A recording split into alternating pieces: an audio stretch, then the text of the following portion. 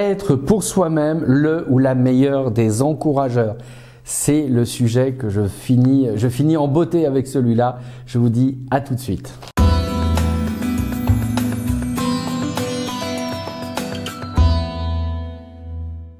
Avant de commencer à traiter du sujet, rappelez-vous ce soir, 18 h, sermon du vendredi, 18 h, heure de Paris.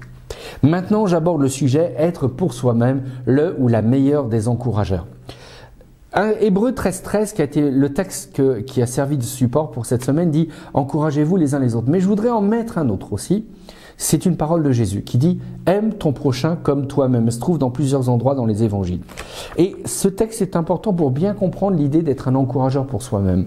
Aime ton prochain, ça on est d'accord, mais comme soi-même, nous devons absolument pas nous oublier. Si on est trop dirigé vers l'autre et qu'on s'oublie, on est dans un déséquilibre. Mais si on n'est que à penser en soi, on est dans l'égocentrisme. Donc il faut trouver le juste équilibre, mais si on s'oublie soi-même, ça veut dire que ça va poser un problème.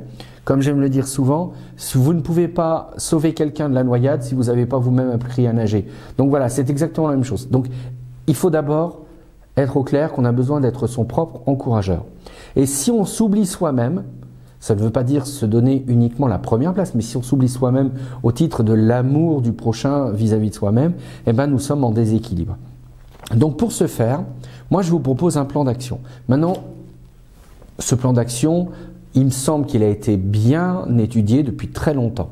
Ce plan d'action part d'un principe simple. Nous sommes des êtres avec ce qu'on appelle le VACOC. Alors c'est un peu technique. Le VACOC, ça veut dire qu'on est visuel, pour le V, A pour l'auditif, le K pour kinesthésique, le toucher, le O pour l'olfactif et le G pour le gustatif. Ça, ce sont nos 5 sens.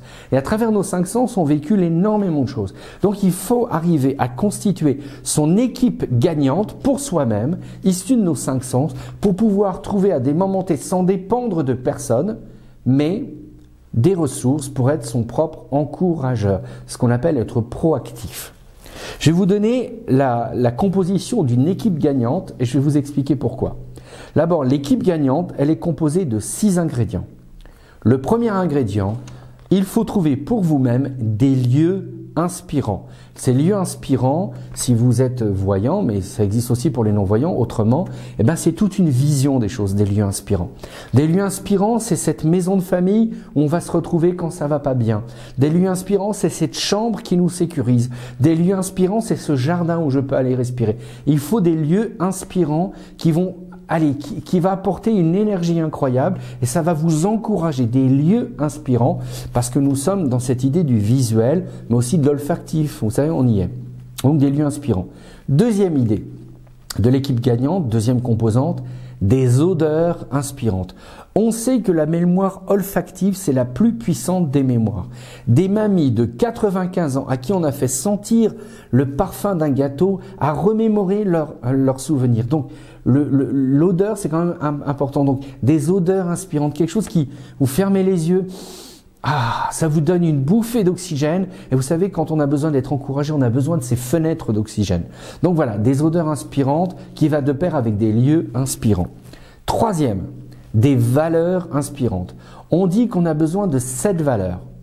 7 valeurs du chiffre 7. 3 qui sont primaires, 4 qui sont secondaires. À partir de ces valeurs-là, vous pourrez y revenir en disant « mais c'est pas mes valeurs, je vais retravailler dessus, je vais faire les choses comme ça ». Donc voilà, on a besoin de ça aussi. Je le répète à nouveau, lieu inspirant, odeur inspirante, valeur inspirante. Quatrième, il faut des livres inspirants. Oui, vous allez me dire la Bible, mais la Bible, elle a été écrite dans un contexte qui n'est pas adapté à tous vos contextes.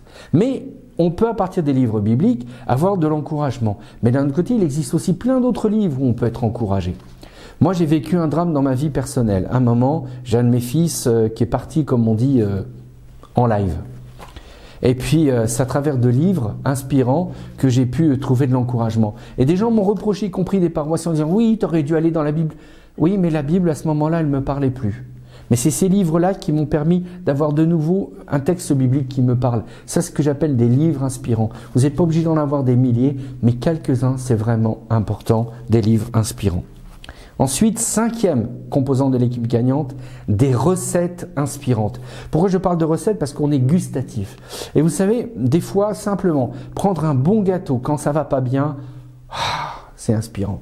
Avoir un bon jus d'orange frais quand ça va pas bien, ça peut être inspirant. J'ai un ami qui n'allait pas très bien, je lui dis viens on va manger au restaurant. Il a mangé ce qu'il aimait, il est reparti, il dit ouh ça me redonne de la force. Voilà, des recettes inspirantes, c'est aussi important. Et puis pour finir, la sixième composante, des gens inspirants, des gens qui sont positifs, qui vous valorisent, des gens qui ne vous jugent pas, des gens qui vous donnent envie de vous dépasser. Ça, on en a besoin aussi. Alors je rappelle les composantes d'une bonne équipe. Des lieux inspirants, des odeurs inspirantes, des valeurs inspirantes, des livres inspirants, des recettes inspirantes et des gens inspirants. Constituez votre équipe et ainsi vous serez là dans la proaction le jour où vous avez besoin de vous auto-encourager et ce ne sera que du bénéfice pour vous parce que c'est toutes ces fenêtres d'oxygène qui seront là à votre service. Merci de m'avoir laissé vous encourager toute la semaine. Merci de nous avoir suivis. Merci de nous soutenir financièrement, de nous soutenir par YouTube, de nous soutenir par les réseaux sociaux. C'est un vrai privilège que de pouvoir partager avec vous. J'espère vous revoir la semaine prochaine et puis je vous dis quelle joie de s'encourager les uns les autres au final. À bientôt, bon week-end.